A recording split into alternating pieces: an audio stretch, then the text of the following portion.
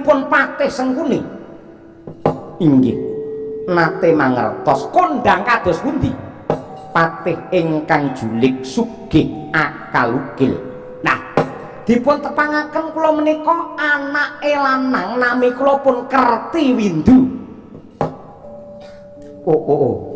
Raden Kertiwindu nggih saking Plasa Jenar.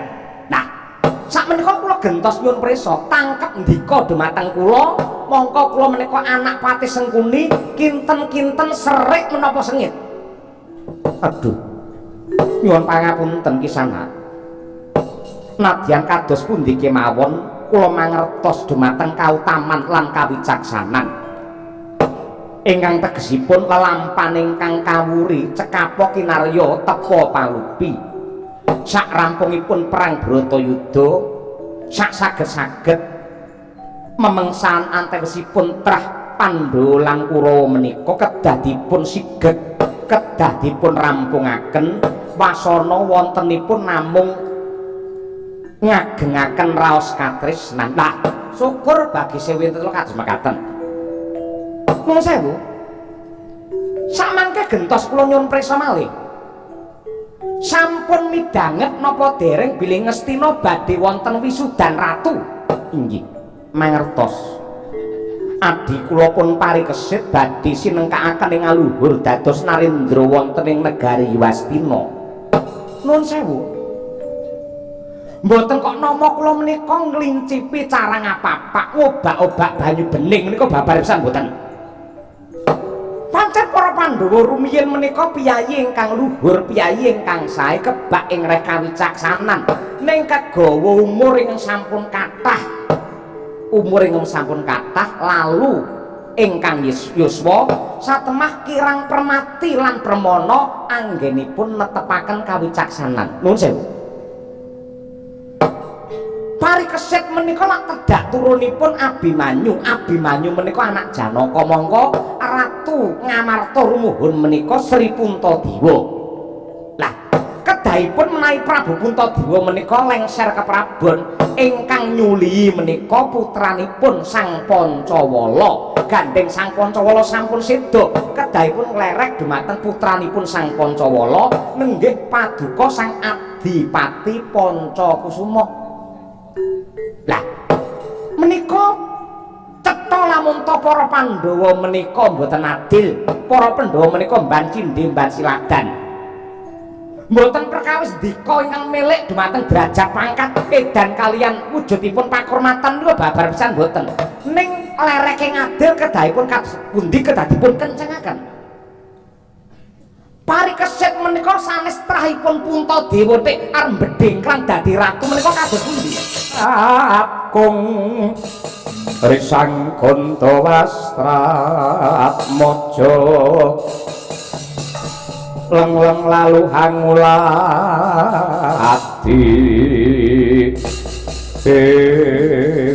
begegek ugak sadulita Gus Ndara Parikesit sampun mandheg mangu nggih Den.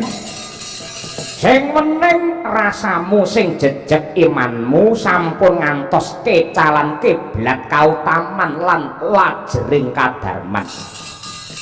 Kyai Semar Badranaya kutunging kawruh cingkranging ilmu yekti bakal anjurung marang kerusakan lan kacintrakan tumraping praja Ngastina lamun ta Parikesit tinuding mangkrep marang negara iki Kyai Semar. Den titah ingkang klebu apes lan muspra gesangipun menika menawi boten weruh marang darmanipun. Mila kula suwun Ndara Parikesit sampun ngantos mangkro tinggal. Bapundenmu Pandhawa sampun golongake rembug, para kawula sampun nunggal swara amatah ndika mangka dadi songsong agung makutaning praja Ngastina. Mila saking menika mangtata jiwa ragamu. Dadi ratu niku dudu bebungah nanging amanah, tegesipun ratu niku kudu tanggung jawab sakmutuhe tumrap negara lan kawula. yen dika wis saguh aja golek sugih, yen sampeyan wis sagah aja golek turah, yen sampeyan wis gelem aja golek pengalem. Sampun sawetawis dangu negari Ngastina niki bobrok lan rusak merga pakartine Kurawa. Mila saking menika sakmangke sampun wancinipun narbuka lembaran enggal negara bisa mujudake idam-idamane bangsa. Adil makmur kerta raharja awit saking kawicaksananipun sang calon ratu adil dika Bambang Parikesit. Ya pangen ing kalangan negara pantamun sareng tinom yang kekontang kurang kurang kalau ketang padang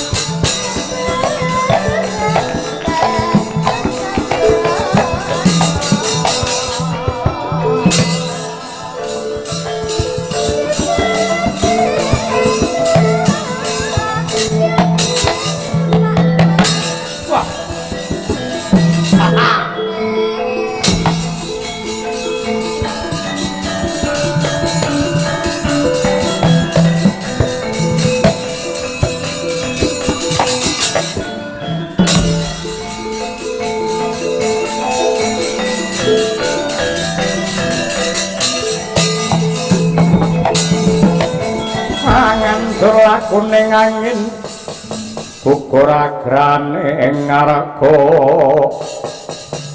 kura-kur nitorek kakiri-kiri sing kekasih Parikesit. Iya dasar para nyata kowe sapa lek nom mripatmu jerengen gobokmu anak swargi Bambang Haswatama Dawang Swela kang dadi aran. Kabar sing dak tampa kowe bakal disengkakake ngaluhur mongko dadi ratu Yastina. Kowe dudu karepku nanging panyengkuyunge para pepundhen. Nadyan kaya ngapa lan kepiye? Ngibarate mas pengen roh lelere, ngibarate ndok pengen roh dacare. Kena kowe bedhing kang sira tumpang dadi ratu. Paton pinter jebol giadane Dawang Swela.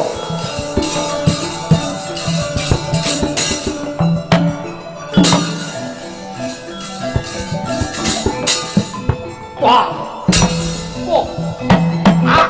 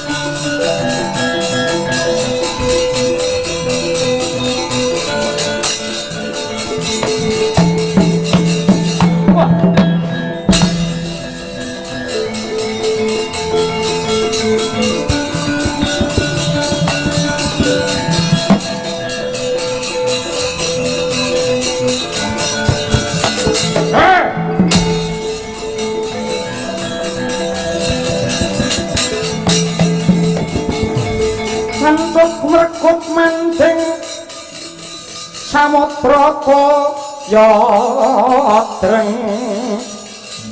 wiraganya sumaput wantis melekang kanira sumingat nempaki miket jonggo kang warih katanaga kumambang bari kesit melek mripatmu rungokno gobokmu aku Dursa Subala anak Dursasana njaluk marang para Pandhawa supaya papan dunungku kasatriyan Banjarjunut bisa merdika ucul saka cengkremaning Ngastina. Dursa Subala apa sebabe dene Banjarjunut kepingin uwal saka pepangkoning Ngastina? Wis pirang-pirang taun kasatriyanku mung dadi kesete panguwasa. Wis cetha Banjarjunut iki jembar lan subur dasare nyimpen asil bumi ingkang awujud emas. Kudune wong Banjarjunut kabeh uripe mulya lan sugih ning nyatane sing sugih tetep panguwasa. Wong kene kawulane tetep dadi kere. Sebab apa mergo asil bumi Banjarjunut mung dikeruk lan dirampas dening wong serakah. Ngastina iki panguasane ora adil anggone ngayomi kawula durung rata. Mula aku ora trima Banjarjunut kudu merdika. Mengko dhisik Dursa Subala. Ndak suwun bab iki kudu nduk penggalih sing kanthi permati. Mergo ngedekake negara dhewe kuwi ora gampang.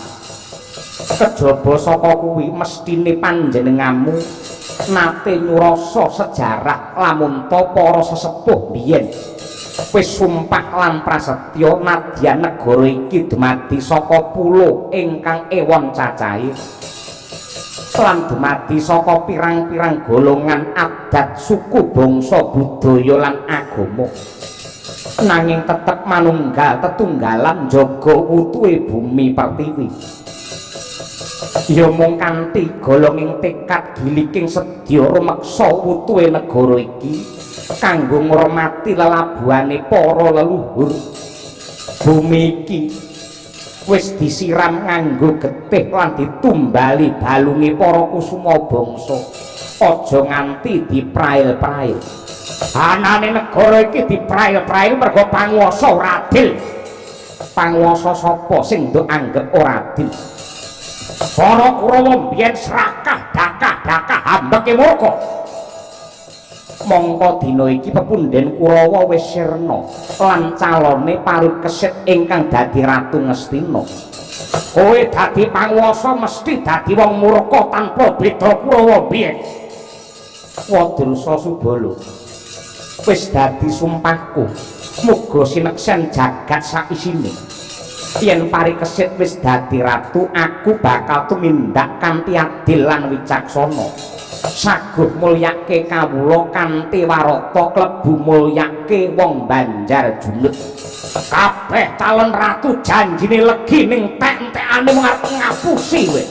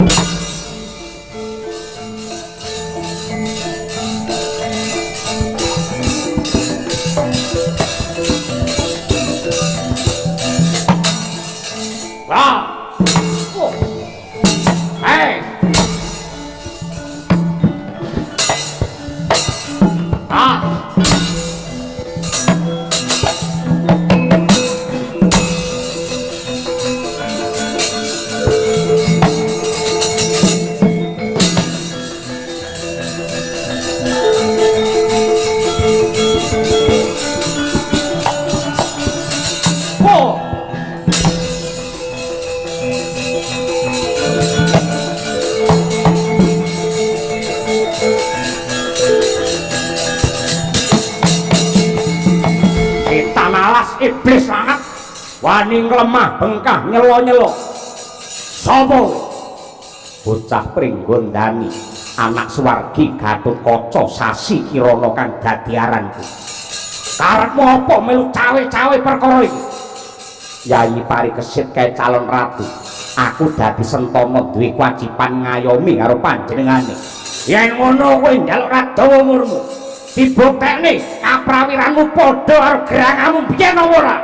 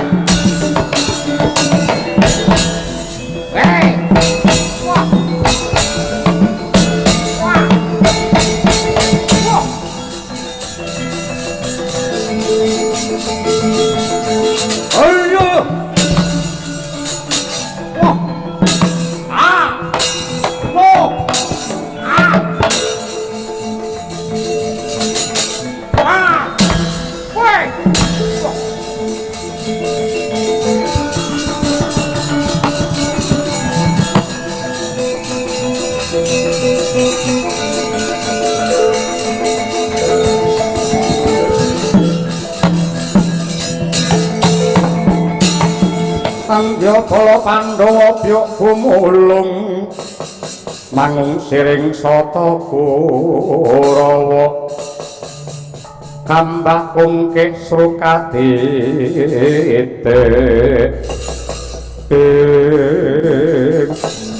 jagat Dewa Bathara sing gak jagakake Dahyang Swela klawan Dursa Subala entek-entekane mung dadi layatan. Ya nadyan aku Kerti Windu anak Sengkuni ijen tanpa ruwah. Yen ora iso ngorak-arik wong Astina dudu anak Sengkuni.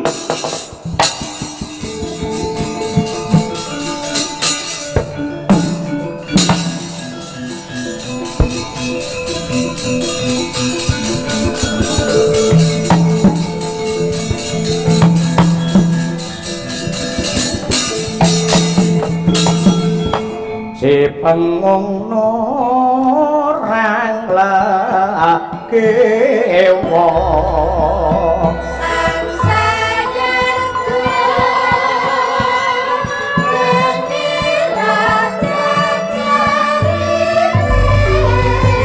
merah ino semupang bang haruna kadinetrane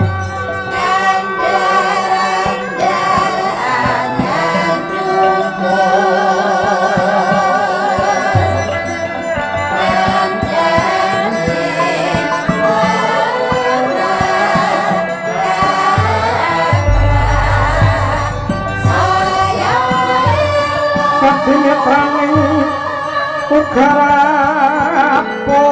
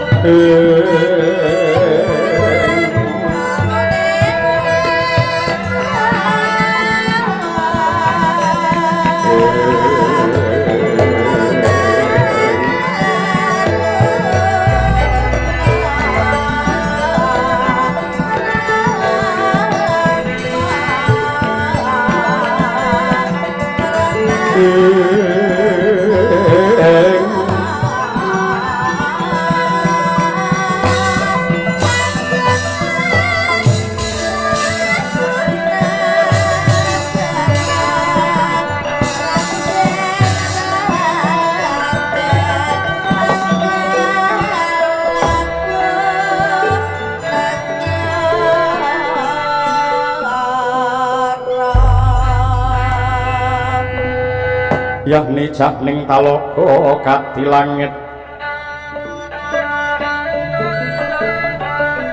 mambang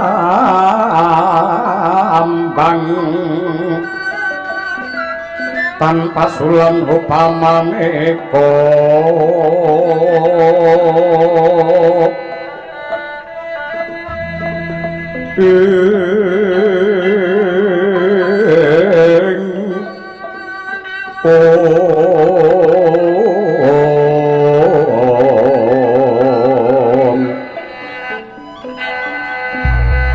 lintang toya kusuma ya sumawur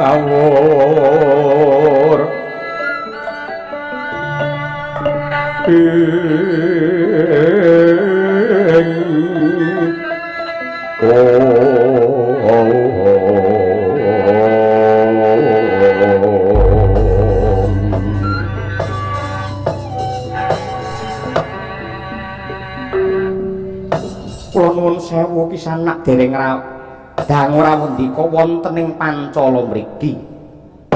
Kula pun Pancakusuma ngaturaken pambagi panakrami mawan tuwan-tuwa kunjuk. Meniki sanget anggen kula nampi dening ngantos semanten Sih Kadarman sarta pakurmatan ingkang dika paringaken dumateng kula. Lulus Raharja niring sambi kula anggen kula sowan mboten langkung salam taklim kula mawan tuwan-tuwa katur. Inggih. Kula tampi dawah sami-sami. Nyuwun pangapunten boten kok nama kami tambuh nanging dasaripun dereng mangertos. Kalilan kula nila gandha jengandika menika sinten lan saking pundi. Nuwun sewu. Menawi kula matur walaka kinten-kinten andadosaken serik penggalih ndika menapa mboten Sang Adipati Pancakusuma? Dasaripun menapa kok serik? Karana kula menika trubusane mungsuh cikalaning mengsah tumrapipun para pepundhen dika Pandhawa. Nate mireng naminipun Patih Sengkuni. Inggih. Nate mangertos kondang kados pundi patih ingkang julik sugih akalugil. Nah, dipun tepangaken kula menika anake lanang nami kula pun Kertiwindu. Raden Kertiwindu nggih saking Plasa Jenar. Nah, sakmenika kula gentos nyuwun prisa tangkep ndika dumateng kula. Mongko kula menika anak Patih Sengkuni kinten-kinten serik menapa sengit. Aduh. Nyuwun pangapunten Kisana. Nadyan kados pundi kemawon kula mangertos dumateng kautaman lan kawicaksanan. Ingkang tegesipun lelampahan ingkang kawuri cekapa kinarya tepa palupi. Sak rampungipun perang Bratayuda sak saged-saged memengsan antewasipun trah Pandhawa lan Kurawa menika kedah dipun sigeg, kedah dipun rampungaken wasana wontenipun namung ngagengaken raos katresnan. Nah, syukur bagi sewinten kados mekaten. Nuwun sewu. Samangke gentos kula nyuwun prisa malih. Sampun midhanget napa dereng bilih Ngastina badhe wonten wisudan ratu? Inggih. Mangertos adi kula pun parikesit badhe sinengkakaken ing aluhur dados narendra wonten ing negari Yastina. Nuwun sewu. Mboten kok nama kula menika nglincipi carang apa-apa ngobak-obak banyu bening menika babar pisan mboten.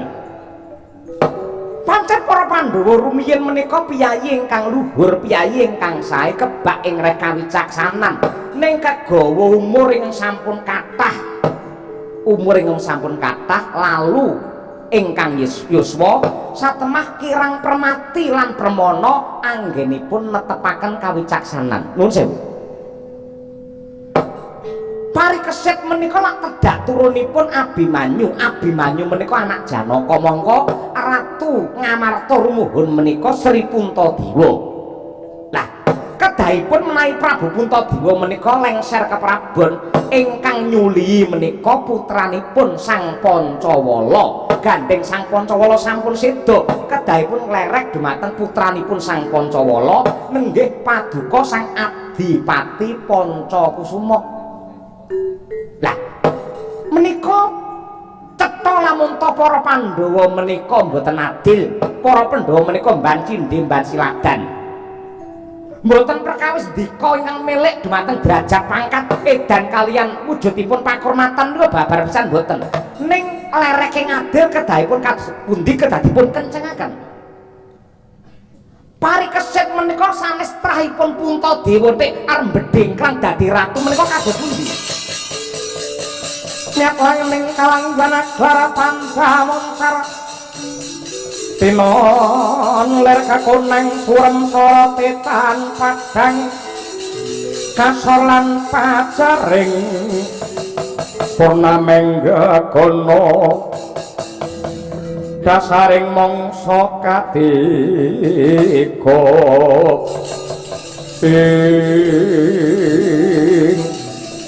nuwun sewu yektosipun leres ing dados pangandika jengandika bilih babar pisan kula menika mboten milik dumateng kalenggahan mboten edan kalian jabatan ning dados tarunane bangsa menika menawi ngertos negaranipun semunipun dheyer ingkang dados adilipun sak saged-saged kula badhe atur sumbang surum njejekaken adil kula wau.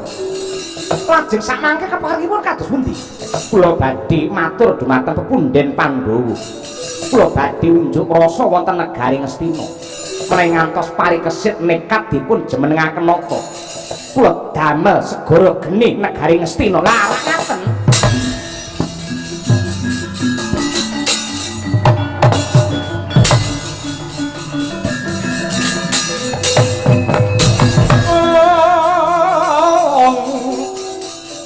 mangsut nari mengkatu budine kang den bawani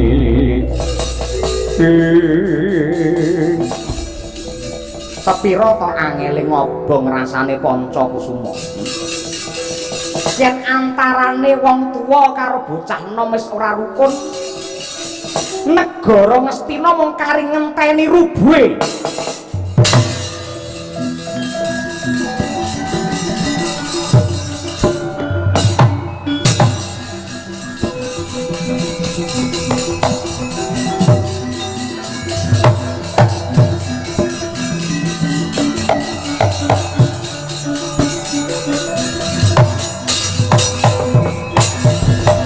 nedeng ngari anggara kasih pumapaking wisudan ratu beneh kalian padatan menawi wisudan ratu adatipun sinubya subya rinengga wonten ing kraton Pendhapagung nanging samangke sang parikesit nedya kawisuda wonten madyaning Tegal Kurusetra samubarang uga rampe kinarya wisudan wus romanti dasare kawis tinggal aglar para nayaka praja Narendra manca negari kang wis satata ngestreni tumapaking wisudan sang parikesit ingkang nedya kajumenengaken Narendra wonten ing Wastina swasana repidhem permanen datang ana kang nyabawa kaperbawan sang parikesit ingkang mijil sarwi busana kanarendran cingak kang samya mulat marang wibawane sang pekik candrane nganti kaya Prabu Pandhu sugeng malih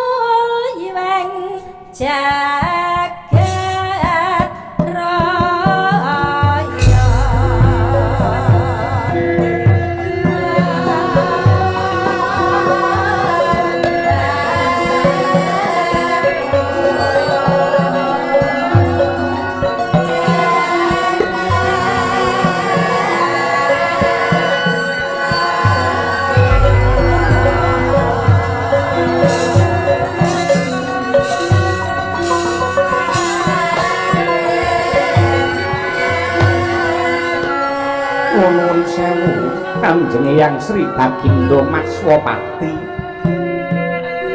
tuwin sedaya para pepundhen kula Puntadewa nyuwun pangestu nedya misuda putu kula pun parikesit ing madyaning Tegal Kurusetra karana papan menika papan ingkang nyimpen sejarah ageng tumrap jiwa luhur lan sucining para kusuma bangsa ingkang lila legawa kurban jiwa raga kangge Rabu ing kautaman lan wisudan Ratu Ngastina kula gelar ing Kurusetra supados ratu ingkang dipun wisuda mangke enget dumateng sejarah menika. Nah, kejawi saking menika kula wantun netepaken parikesit dados ratu wonten ing Wastina menika kanthi adhedhasar sepisan sumpah kula tatkala Bratayuda kula kinepung gelar baris cakra byuha tetela Abimanyu ingkang milujengaken awit lelabetanipun Abimanyu ingkang ngurbanaken jiwa raga kangge srana kawilujengan kula satemah Abimanyu rinanjap gaman wasana gugur mangka kusuma yuda kanthi lampahan menika kula sumpah nenggih tedhak turun Abimanyu ingkang badhe ngregem kamulyan wonten ing Ngastina menawi Pandhawa unggul ing Bratayuda dene ingkang angka kalih parikesit menika panunggal darah Ngastina Mandura Twin Wirata parikesit anak Abimanyu anak Janaka Yayi Janaka anak Rama Prabu Pandhu Ratu Ngastina parikesit anak Abimanyu anak Yayi Wara Sembadra putra Mandura parikesit putranipun Eyang Utari mangka Eyang Utari menika putra putri ing Wirata angka 3 parikesit turunipun satriya ingkang sampun angregem Wahyu Ratu utawi Wahyu Kraton Yayi Janaka angregem Makutarama Abimanyu anggegem Wahyu Cakraning Rat lan Widayat angka 50 parikesit jumeneng Narendra sineng uyung dening para sepuh Sentana kawula sakukuban Ngastina menika wewaton kula saklajengipun kula suwun kanthi sanget dhumateng Eyang Sri Bagindo Matswapati Wirata paring pangestu lan misuda dhumateng ingkang wayah pun parikesit Eyang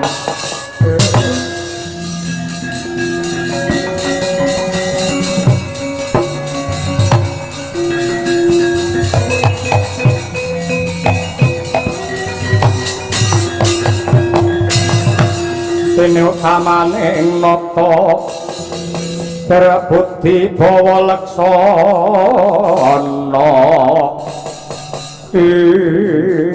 Ladalah puji syukur kunjuk ana kemurane Hyang Agung kaya kejugrukan wukir sari kabladaran samudra madu dene anak-anakku anakku lanang Seta Utara Praksangka wis mati ana Bratayuda saiki aku entuk pepulih aku entuk ganti aku duwe putu sing bisa ndak sawang ya kuwi kowe Lik parikesit tah sak mangke nuwun sewu sedaya para lenggah kula Matswapati minangka talang atur saking putu-putu kula Pandhawa mratelaken bilih putra Abimanyu kaliyan Utari pun parikesit nedya kula jumenengaken ratu ing madyaning Tegal Kurusetra papan sejarah perang Bratayuda tegesipun kautamaning ratu menika sampun dipun siram mawi getih senopati adeking ratu sampun dipun cagaki mawi balunge para prajurit kanthi mekaten kula Matswapati ngengeti nimbangi sarta mutusi parikesit kula wisuda jumeneng ratu wonten ing Yastina kanthi ajejuluk Prabu Parikesit ya Prabu Paripurna ya Kresna Dipayana.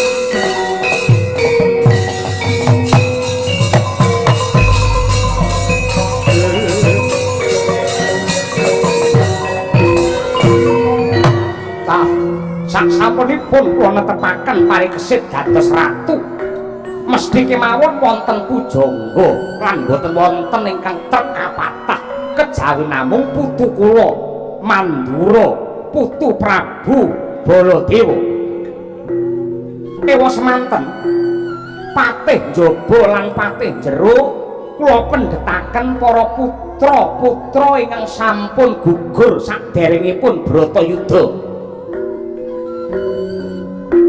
Patih jero Dwara patih jaba Danurwendra Senapati nenggih pun Sasi Kirana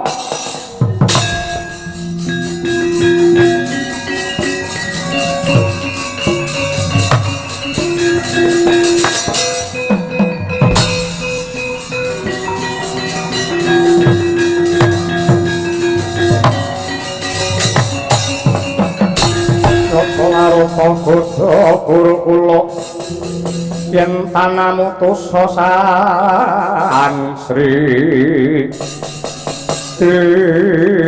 nuwun pangapunten para pundhen kula pun Danurwendra cumangkaka sowan tanpa piniji ngaturaken geger ngemapan wonten ing alun-alun Ngastina nenggih pun Pancakusuma ingkang bungok sura sesumbar mangwuh unjuk rasa mboten nrimakaken menawi Parikesit kajumenengaken Narendra meneng ngantos Parikesit dados ratu keraton Ngastina badhe dipun dadosaken awu mandhek putu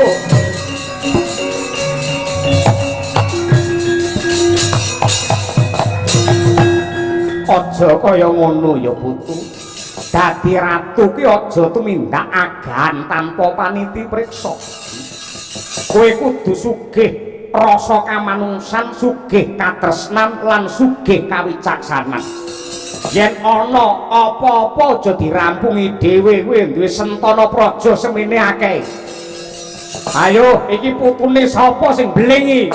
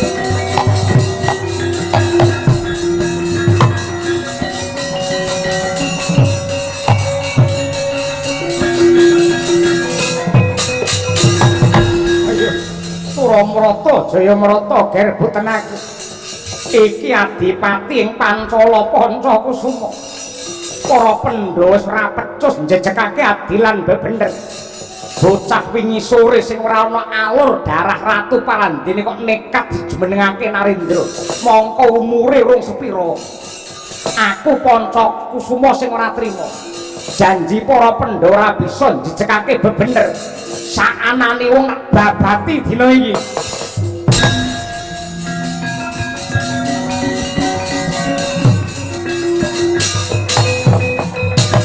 Narapati Dharma putra nyangari tanan Jaya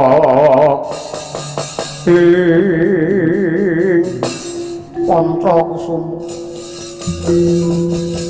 apik banget kang dadi pakartimu kowe bocah nom sing kendel bocah nom sing pinter mung emane pinter lan kendelmu ora kok lambari kanthi tata krama ingkang prayoga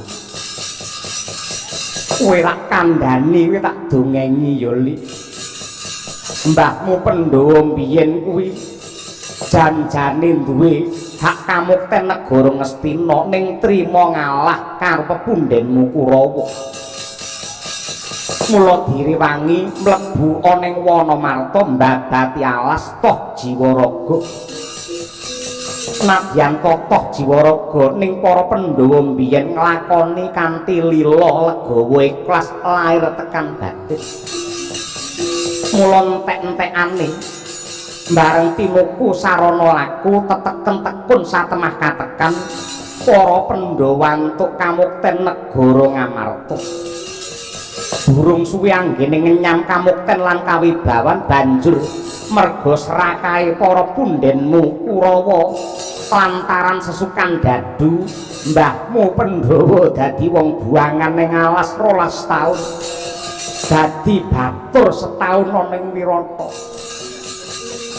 tegese wong tuamu mbiyen wani mulya ya kudu nuku sarana rekasa kepengin antuk nugraha tataane ya nyawa ning kok tiba kosok balen karo kowe ngibarate tengok-tengok nemu kethuk ora yasa negara ora yasa kamukten ngerti-ngerti mung kari lenggah dampar ning parandene kowe isih ora trima mongko sing jenenge nom-noman sing apik ya aja sok nuntut karo negara ning kudu diwalik negara kuwi mbutuhake para nom-noman sing bisa njaga marang kangguanane praja ning nyatane kuwi ora gawe tentrem kepara malah gawe tintring ora ndadekake kerta raharja ning malah gawe gendro aku mbahmu isin nyawang sorot ing srengenge yen kowe pengen dadi ratu ana Ngastina tugelen guluku dhisik kok yange